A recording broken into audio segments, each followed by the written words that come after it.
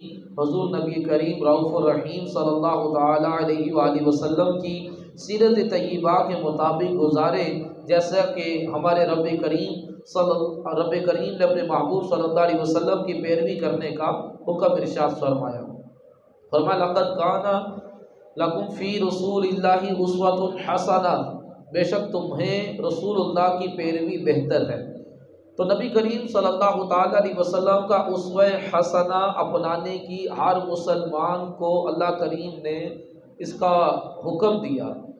جب مسلمان حضور صلی اللہ علیہ وسلم کا اسوہ حسنہ اپنا لیتا ہے تو وہ ہر وقت عبادت میں ہوتا ہے کہ نبی پاک صلی اللہ تعالیٰ علیہ وسلم کی پیروی عبادت ہے۔ جب بندے کی روزمرہ زندگی کے معاملات درست طریقے سے شریعت کے مطابق حضور صلی اللہ علیہ وسلم کی سنت کے مطابق ہوں گے تو اس کا دن بھی عبادت میں گزرے گا، ساری رات بھی اس کی عبادت میں گزرے گی۔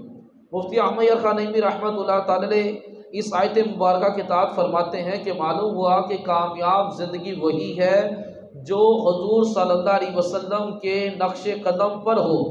اگر ہمارا جینا، مرنا، سونا، جاگنا حضور صلی اللہ علیہ وسلم کے نقش قدم پر ہو جائے تو یہ سارے کام عبادت بن جائے۔ اللہ کریم نے فرمایا کہ وَمَا خَلَقْتُ الْجِنَّ وَالْإِنسَ إِلَّا لِيَعْبُدُونِ، جن و انس تمہیں فقط اپنی عبادت کے لیے پیدا کیا۔ تو ہر وقت بندے کو عبادت میں رہنا چاہیے۔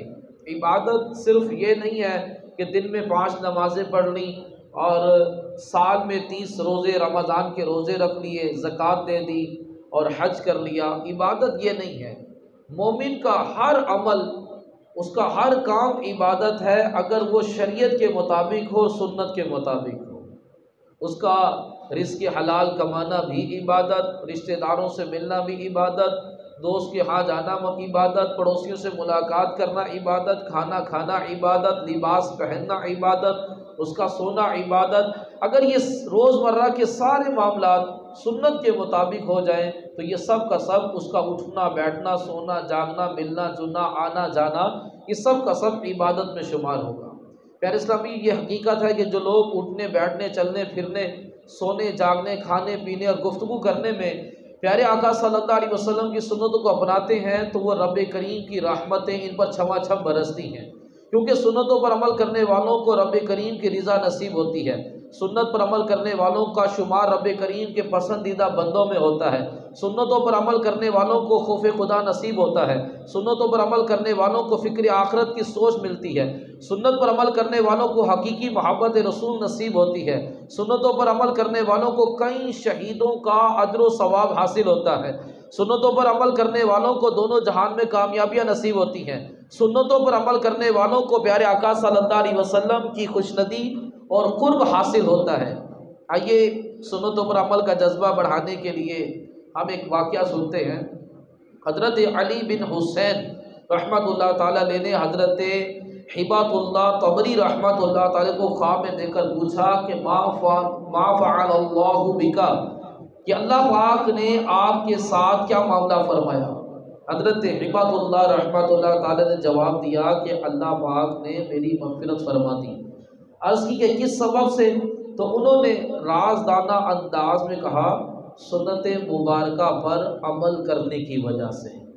تو پیارے اسلام بھائیو، ہم نے سنا کہ سنت مصطفیٰ پر عمل کرنے کی برکت سے اللہ پاک نے حضرت ہبۃ اللہ کی مغفرت فرما دی۔ یاد رکھیے بزرگان دین، صحابہ کرام، صحابیات آپ صلی اللہ علیہ وسلم کی ہر سنت کریمہ کی پیروی کو لازم اور ضروری جانتے تھے۔ بال برابر بھی کسی معاملے میں اپنے پیارے آقا صلی اللہ علیہ وسلم کے فرامین اور سنتوں کو چھوڑنا پسند نہیں کرتے تھے۔ ایک محدث صاحب حضرت عتبہ بن خالد رحمۃ اللہ تعالی علیہ، انہیں وقت کے خلیفہ بغداد مامون رشید نے اپنے ہاں دعوت پر بلایا۔ دسترخوان بچھایا گیا اور انواع اقسام کے کھانوں کی ڈشیں رکھی گئیں، آپ نے کھانا تناول کیا گیا، اور جب وہ کھانے کے برتن اٹھا لیے گئے تو دسترخوان پر جو کھانے کے ذرات گرے ہوئے تھے، حضرت عتبہ بن خالد رحمۃ اللہ الماجد وہ دسترخوان پر سے ذرات چن چن کر آپ تناول کرنے لگے۔ بادشاہ کو یہ بات بڑی ناگوار گزری کہ یہ نیچے پڑی ہوئی چیزیں، گری پڑی چیزیں کھا رہے ہیں۔ تو ماتھے پر بند لا کر بادشاہ کہنے لگا حضرت کیا کر رہے ہیں آپ؟ کہ نیچے سے چیزیں اٹھا کر کیوں کھا رہے ہیں؟ اگر آپ کا پیٹ نہیں بھرا تو آپ مجھے بتائیں، میں کھانا اور آپ کو لا دیتا ہوں، آپ یہ تو ایسا تو نہ کریں۔ تو حضرت سیدنا عتبہ بن خالد رحمۃ اللہ الماجد نے فرمایا کہ میں تو حضور کی سنت پر عمل کر رہا ہوں۔ حضرت سیدنا حماد بن سلمہ رضی اللہ تعالیٰ عنہ سے میں نے حدیث سنی، نبی پاک صلی اللہ تعالیٰ علیہ وآلہ وسلم نے ارشاد فرمایا کہ جو شخص دسترخوان کے نیچے گرے ہوئے ٹکڑوں کو چن چن کر کھائے گا وہ تنگ دستی سے بے خوف ہو جائے گا، کبھی اس کے اوپر تنگ دستی نہیں آئے گی۔ تو میں تو اس حدیث مبارکہ پر عمل کر رہا ہوں۔ جو دسترخوان پر گرے ہوئے ذرات اٹھا کر کھائے جاتے ہیں، اس سے رزق میں برکت ہوتی ہے۔ دسترخوان پر گرے ہوئے ذرات اٹھا کر کھا لے، اللہ پاک اس کی مغفرت فرما دیتا ہے۔ دسترخوان پر گرے ہوئے ذرات اٹھا کر کھا لے، اللہ کریم اس کی اولاد در اولاد کو کم عقلی سے محفوظ رکھتا ہے۔ دسترخوان پر گرے ہوئے ذرات اگر بندہ اٹھا کر کھا لے تو اپنی زندگی میں کبھی کسی کا محتاج نہ ہو۔ سیدنا عتبہ بن خالد رحمۃ اللہ الماجد نے کہا کہ میں تو حضور کی سنت پر عمل کر رہا ہوں، حدیث پر عمل کر رہا ہوں۔ مامون رشید حدیث پاک سن کر بڑا متاثر ہوا اور اپنے غلام کو اشارہ کیا تو غلام 1000 دینار کی تھیلی لے کر آیا۔ مامون رشید نے وہ 1000 دینار کی تھیلی حضرت محدث کو پیش کر دی تو عتبہ بن خالد رحمۃ اللہ الماجد فرماتے ہیں کہ دیکھ بادشاہ، ادھر میں نے نبی علیہ السلام کی سنت پر عمل کیا، ادھر میرے رب نے مجھے ہاتھوں ہاتھ غنی کر دیا۔ اگر بندہ اخلاص ہو اور یقین ہو اور حضور کی حدیث پر عمل کرے تو یہ زندگی کو مشکل نہیں ہے۔ جتنی مرضی مہنگائی ہو جائے، ہم اگر حضور کی سنت پر عمل کرتے ہوئے زمین پر دسترخوان بچھا کر کھانا کھائیں، بسم اللہ پڑھ کر، پھر دسترخوان پر جو ذرات گر جائیں انہیں اٹھا کر کھا لیں تو پھر دیکھیں رزق کے اندر برکت کیسی ہوتی ہے۔ لیکن بدقسمتی کے ساتھ ہم اللہ رسول سے بالکل نہیں ڈرتے، ہم معاشرے سے بہت ڈرتے ہیں۔ ہم معاشرے سے ڈر کی بنا پر بہت ساری اچھائیاں چھوڑ دیتے ہیں، بہت ساری نیکیاں چھوڑ دیتے ہیں کہ لوگ کیا کہیں گے۔ اگر ہم ایک مجلس میں بیٹھ کر کھانا کھا رہے ہوں تو کیا ہمارے اندر اتنی ہمت ہے کہ ہم برتن کو اچھی طرح سے صاف کریں؟ جبکہ برتن کو انگلی سے اچھی طرح صاف کرنا اور انگلیاں چاٹنا نبی پاک صلی اللہ تعالیٰ علیہ وسلم کی سنت ہے، لیکن ہمارا ہے یہ اسلامی معاشرہ۔ ہم جس مجلس میں بیٹھتے ہیں سب کے سب مسلمان ہوتے ہیں، لیکن اس کے باوجود ہمیں اپنے مسلمان بھائیوں کے سامنے بیٹھ کر اپنے ہی نبی صلی اللہ علیہ وسلم کی سنت پر عمل کرتے ہوئے شرم آری ہوتی ہے، جس کی بنا پر ہمیں بے برکتی ہے، بے برکتی کا رونا روتے ہیں۔ رزق کی بے قدری ہے، رزق کو بہت زیادہ ضائع کیا جاتا ہے۔ نبی کریم صلی اللہ تعالیٰ علیہ وسلم نے دیکھیں معمولی سا بھی رزق حضور نے کبھی ضائع نہیں ہونے دیا۔ برتن کو اچھی طرح صاف کرتے، پھر اسی برتن میں تھوڑا پانی ڈال کر اس برتن کو صاف کر کر آپ وہ پانی پی جاتے تاکہ وہ جو تھوڑے بہت اجزاء رہ گئے ہیں وہ پانی سے دھل کر وہ بھی پیٹ کے اندر جائے، ذرا سا بھی کوئی رزق کا ذرہ جو ہے وہ کچرا کھونڈی میں اور نالی وغیرہ میں نہ جائے۔ جو کھانا کھانے کے بعد اچھی طرح برتن صاف کرے، برتن اس کے لیے دعا کرتا ہے۔ جو کھانا کھانے کے بعد اسی برتن میں تھوڑا پانی ڈال کر اس کو گھول کر پی لے، ایک غلام آزاد کرنے کا ثواب ملتا ہے۔ نبی کریم صلی اللہ تعالیٰ علیہ وآلہ وسلم تشریف لائے، دیکھا روٹی کا ایک ٹکڑا زمین پر گرا ہوا تھا۔ نبی پاک صلی اللہ علیہ وسلم نے اٹھایا، اس کو صاف کیا، تناول کیا، فرمایا عائشہ اس کی قدر کرو، یہ جس قوم سے نکلی ہے دوبارہ پلٹ کر نہیں آئی۔ روٹی کی عزت، روٹی کا اکرام کرنے کا ہمیں حکم دیا گیا، لیکن فی زمانہ ایک بنگلے میں رہنے والا بھلے ارب پتی ہو یا جھونپڑی میں رہنے والا مزدور ہو، وہ بنگلے میں رہنے والا ارب پتی وہ بھی رزق ضائع کرتا ہے اور ایک جھونپڑی میں رہنے والا مزدور وہ بھی رزق ضائع کرتا ہے۔ اس وقت رزق ضائع کرنے سے بچا ہوا کوئی بھی نہیں ہے۔ بھلے ہماری قرآن حدیث کی محفلیں ہوں، اس میں نیاز ہو اس میں بھی رزق ضائع کیا جاتا ہے، ہمارا کوئی شادی یا ولیمہ کا فنکشن ہو اس میں بھی رزق ضائع کیا جاتا ہے، نیازیں بھی ضائع کی جا رہی ہوتی ہیں اور شادیوں پر بھی بے بہا کھانا جو ہے وہ ضائع کیا جا رہا ہوتا ہے۔ اور اس قدر اللہ تبارک و تعالیٰ جو ہمیں رزق عطا فرماتا ہے اس کی بے قدری اور بے حرمتی کی جاتی ہے، اور بہترین اللہ پاک کا دیا ہوا رزق وہ کچرا کھنڈی کے اندر اور نالیوں کے اندر اس کو پھینکا جاتا ہے، پھر بندہ کہتا ہے کہ برکت نہیں ہے۔ تو میرے محترم سامعین، نبی علیہ السلام کی یہ بڑی پیاری سنت کہ حضور زمین پر دسترخوان بچھا کر کھانا کھاتے، دسترخوان پر گرے ہوئے ذرات کو بھی اٹھاتے، برتن کو اچھی طرح سے صاف بھی کرتے۔ اگر ہمارا بھی یہ کھانا کھانے کا انداز ہو جائے تو یہ کھانا عبادت میں شمار ہوگا، یہ کھانا کھانا بھی عبادت کہلائے گا۔ تو صحابہ کرام علیہ رضوان نبی پاک صلی اللہ تعالیٰ علیہ وسلم کی ہر ادا کو بڑی غور سے دیکھا کرتے تھے اور پھر اس ادا کو اپنایا کرتے تھے۔ حضرت انس رضی اللہ تعالیٰ عنہ بیان کرتے ہیں ایک غلام نے حضور کو دعوت دی، تو غریبوں کی دعوت بھی قبول کرنی چاہیے، غریب کے گھر بھی جانا چاہیے، اگر کوئی دعوت دے اور جیسا مرضی کھانا دے اس کو کھانے کو خوشی سے تناول کرنا چاہیے۔ کہتے ہیں حضور تشریف لے گئے اور اس نے نمکین گوشت کے ٹکڑے تھے اور کدو تھا، تو کہتے ہیں میں نے دیکھا کہ حضور صلی اللہ علیہ وسلم کدو کی کاشیں نکال نکال کر تناول فرما دے، تو میں نے جان لیا کہ حضور کو کدو بڑا پسند، تو تب سے مجھے بھی کدو بڑا پسند کیونکہ حضور صلی اللہ علیہ وسلم کو پسند۔ تو اگر اس نیت سے ہم بھی اگر کدو کھائیں کہ حضور صلی اللہ علیہ وسلم کو پسند، تو کدو کھانے کا ثواب ملے گا، کدو کھانا بھی عبادت کے اندر شمار ہوگا۔ تو نبی کریم صلی اللہ تعالی علیہ وسلم کی جو سنت کو پرفتن دور میں ایک سنت کو زندہ کرتا ہے، اس کو 100 شہیدوں کا ثواب ملتا ہے۔ پرفتن دور فرمایا وہ دور جس دور میں سنتیں ترک کر دی جائے، وہ دور جس دور میں سنتوں کو اپنایا نہ جائے، سنت کا مذاق بنایا جائے، سنتوں کو اچھا نہ سمجھا جائے، جو اس دور کے اندر ایک سنت کو زندہ کرے اس کو 100 شہیدوں کا ثواب ملے گا۔ تو میرے محترم اسلامیوں، ہم اپنے سارے دن اور رات کو عبادت بنا سکتے ہیں اگر ہمارے دن اور رات کے سارے معاملات حلال طریقے سے ہوں اور وہ سنت کے مطابق ہو جائیں۔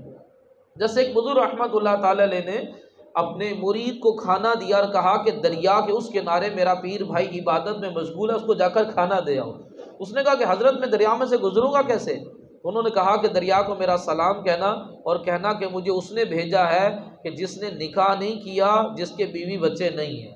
وہ بڑا حیران ہوا، کوئی جانتا تھا کہ پیر صاحب کے تو بیوی بچے ہیں، تو یہ کیا، یہ جھوٹ کیسا؟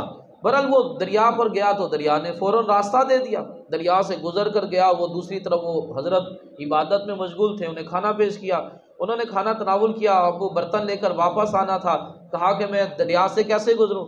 تو انہوں نے کہا کہ دریا کو میرا سلام کہنا اور کہنا کہ مجھے اس نے بھیجا جس نے کبھی کھانا نہیں کھایا۔ بڑا حیران ہوا، ان کے بیوی بچے ہیں، کہتے ہیں میرے بیوی بچے نہیں ہیں، میرے سامنے کھانا کھا کر کہہ رہے ہیں کہ میں نے کھانا نہیں کھایا۔ بہرحال وہ دریا کے پاس آیا تو دریا نے بھی فوراً راستہ دے دیا۔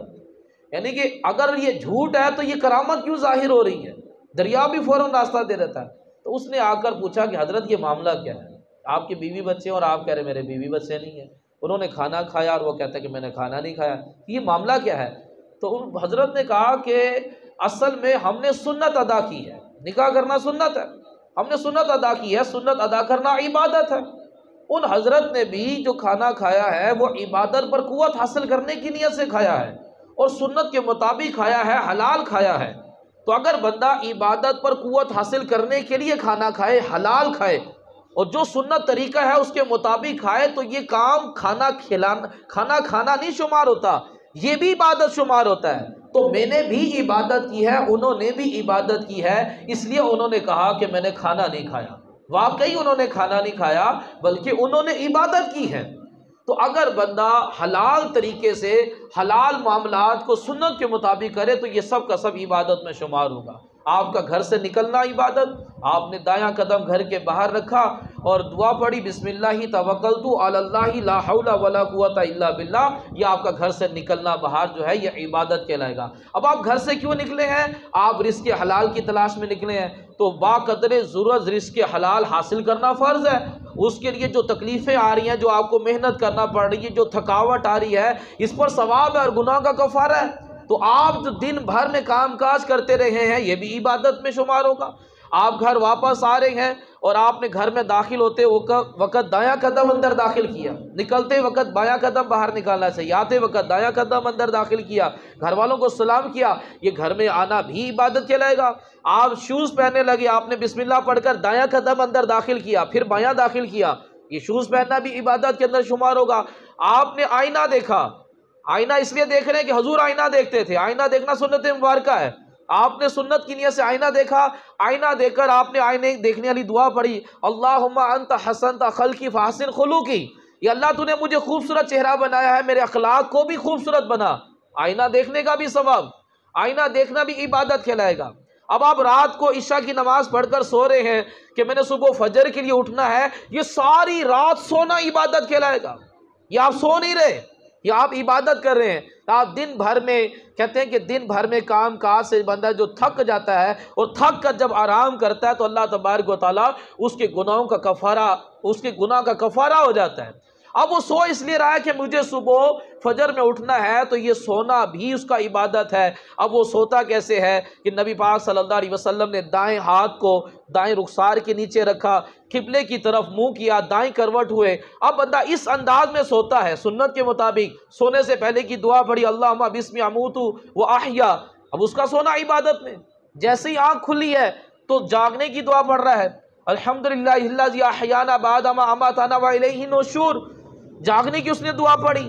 تو یوں غور کریں کہ ہمارے سارا اٹھنا بیٹھنا چلنا پھرنا کھانا پینا اٹھنا جاگنا آنا جانا سب کا سب عبادت، اگر وہ حلال ہو اور نبی پاک صلی اللہ تعالی علیہ وسلم کی سنت کے مطابق ہو، یوں بندے کی پوری زندگی اس کی عبادت میں گزرتی ہے، اس کے دن بھی عبادت میں گزرتے ہیں اور اس کی راتیں بھی عبادت میں گزرتی ہیں۔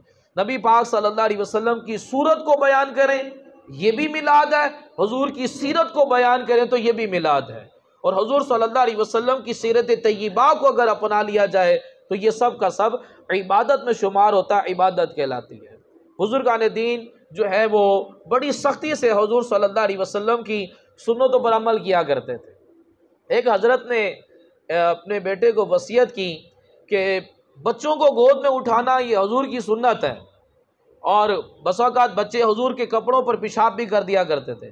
کہتے میرے نہ تو کوئی نواسا تھا نہ کوئی میرا پوتا پوتی تھا، تو میں ان کو گود میں نہیں اٹھا سکا، میری وصال کا وقت آ گیا ہے، اگر میرے مرنے کے بعد بھی کوئی میرا پوتا پوتی پیدا ہو تو میری قبر پہ اس کو ضرور پیشاب کروانا۔ دیکھیں کیسا بزرگان دین کا ایک سنت پر عمل کرنے کا شوق ہوتا تھا کہ یہ چیز میری رہ گئی ہے، میرا کوئی پوتا پوتی نہیں نواسا نواسی نہیں جس کو میں گود میں اٹھاتا اور وہ مجھ پر میرے کپڑوں پر پیشاب کرتا، ایسا معاملہ میرے ساتھ نہیں ہوا۔ تو فرمایا میرے مرنے کے بعد میری قبر پر اگر میرا کوئی نواسا نواسی پیدا ہو تو اس کو میری قبر پر پیشاب کروانا۔ ایک بزرگ رحمت اللہ تعالیٰ کا انتقال ہونے لگا تو وہ رونے لگے، کہا کہ حضرت کیوں رو رہے ہیں؟ کہتے ایک سنت چھوٹ گئی۔ ان کا ہم نے تو آپ کو پوری زندگی حضور صلی اللہ علیہ وسلم کی سنت کے مطابق گزارتے ہوئے دیکھا ہے، کون سی سنت چھوٹ گئی؟ کہتے ہیں میں نے دین کی تبلیغ کی ہے، نبی پاک صلی اللہ علیہ وسلم نے تبلیغ کی، حضور صلی اللہ علیہ وسلم کے جسم ناظرین پر پتھر برسائے گئے، میں نے ساری عمر تبلیغ کی لیکن مجھے مارا کسی نے نہیں، مجھے کسی نے پتھر نہیں مارا، مجھے کسی نے تھپڑ نہیں مارا، کہ میرے سے یہ سنت چھوٹ گئی کہ کاش دین کی خاطر مجھے بھی کسی نے مارا ہوتا۔ تو اس سنت کے چھوٹ جانے پر وہ افسوس کر رہے ہیں کہ میرے سے یہ والی سنت رہ گئی ہے کہ کاش کوئی میں دین کی خدمت کرتا اور اس بنا پر کوئی مجھے مارتا۔ تو ایسا بزرگان دین کا جذبہ ہوا کرتا تھا۔ تو میرے محترم اسلام بھائیو، نبی کریم صلی اللہ تعالیٰ علیہ وسلم آخری نبی کا اللہ کریم نے ہمیں امتی بنایا، اور ہمارے لیے کتنا بڑا اللہ پاک نے انعام رکھا کہ ہم نبی کریم صلی اللہ علیہ وسلم کی ادا کو اختیار کریں گے، اللہ تعالیٰ ہمیں وہ عبادت کا ثواب عطا فرمائے گا، سنت پر عمل کرنے پر 100 شہیدوں کا ثواب عطا فرمائے گا۔ نبی پاک صلی اللہ تعالیٰ علیہ وسلم نے ارشاد فرمایا من احبنی کان معی فی الجنہ، جس نے مجھ سے محبت کی وہ میرے ساتھ جنت کے اندر داخل ہوگا۔ من احب سنتی فقد احبانی، اور جس نے میری سنت سے محبت کی اس نے مجھ سے محبت کی۔ تو نبی کریم صلی اللہ تعالیٰ علیہ وسلم کی سنتوں سے محبت ہونی چاہیے، ہم سنتیں سیکھیں۔ بزرگان دین کا ہوتا تھا کوئی کام اس وقت تک نہیں کرتے تھے جب تک معلوم نہ کر لیتے تھے کہ اس میں سنت طریقہ کیا ہے۔ کسی نے کہا کہ میں خربوزہ نہیں کھاتا، مجھے پتہ نہیں ہے کہ خربوزہ کاٹ کر کھانا سنت ہے یا توڑ کر کھانا سنت ہے، پہلے مجھے معلوم ہو جائے پھر کھاؤں گا میں، یعنی کہ یہ ان کا انداز ہوتا تھا۔ تو ہم بھی سیکھیں کہ نبی کریم صلی اللہ علیہ وسلم کی سنتیں کیا کیا ہیں، تو اس کو اپنائیں گے تو انشاءاللہ ثواب ملے گا، اٹھنے بیٹھنے میں، سونے جاگنے میں، کھانے پینے میں، ملنے جلنے میں، آنے جانے میں سنت کا لحاظ رکھیں گے تو اس میں بڑا ہی اجر و ثواب ہوگا۔ ایک بزرگ رحمت اللہ تعالیٰ علیہ وہ جلدی میں انجانے میں چپل پہنتے وقت پہلے بایاں پیر چپل میں داخل کر دیا، ایک دم انہیں خیال آیا کہ یہ میں نے کیا کر دیا، یہ تو خلاف سنت کام ہو گیا، پہلے دایاں پیر داخل کرنا چاہیے پھر بایاں کرنا چاہیے۔ اب یہ جان بوجھ کر نہیں ہوا، انجانے میں ہوا، انجانے میں خلاف سنت کام ہونے پر انہوں نے 2 گیہوں کی بوریاں خیرات کی، 2 گیہوں کی بوریاں انہوں نے خیرات کی کہ مجھ سے انجانے میں نبی پاک صلی اللہ تعالیٰ علیہ وسلم کی سنت چھوڑ گئی۔ تو کیا ہم ان چیزوں کا خیال رکھتے ہیں؟